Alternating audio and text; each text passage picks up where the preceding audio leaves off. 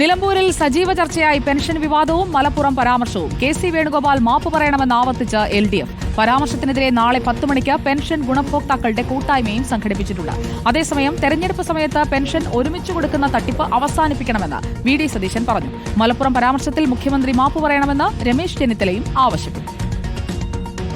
K C. വേണുഗോപാലിന്റെ pension പരാമർശം വൈകാരികമായി അവതരിപ്പിച്ച് പരമാവധി ചർച്ചയാക്കാനാണ് LDFന്റെ ശ്രമം. പരാമർശം പിൻവലിച്ച് കെ.സി. വേണുഗോപാൽ മാപ്പ് പറയണമെന്നാണ് ആവശ്യം. പെൻഷൻ വാങ്ങുന്നവരെ അപമാനിക്കുകയാണ് ചെയ്തതെന്ന് LDF സ്ഥാനാർത്ഥി M. സ്വരാജ് പറഞ്ഞു. ഈ ഒരു ഘട്ടത്തിൽ അതൊരു കൈക്കൂലിയാണെന്ന് പറഞ്ഞാൽ ഈ വാങ്ങുന്ന ആളുകളുടെ അഭിമാനത്തെ ചോദ്യം ചെയ്യലാണ്.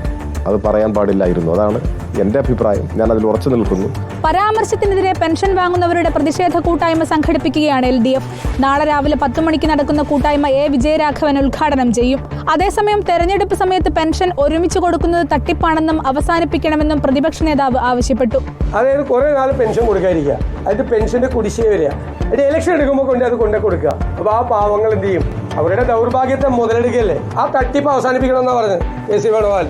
പെൻഷൻ പരാമർശ വിവാദത്തിന് പകരമായി മുഖ്യമന്ത്രിയുടെ മലപ്പുറം പരാമർശം ആയുധമാക്കുകയാണ് UDF.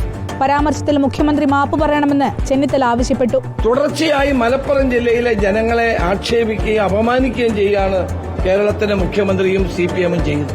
അദ്ദേഹത്തിന്റെ പ്രസംഗത്തിൽ ഇതുവരെ അദ്ദേഹം മാപ്പ് ചോദിച്ചിട്ടില്ല. മലപ്പുറം ജില്ലയിലെ ജനങ്ങൾ ആരെയാണ് വഞ്ചിച്ചത്? റിപ്പോർട്ടർ, നിലമ്പൂർ.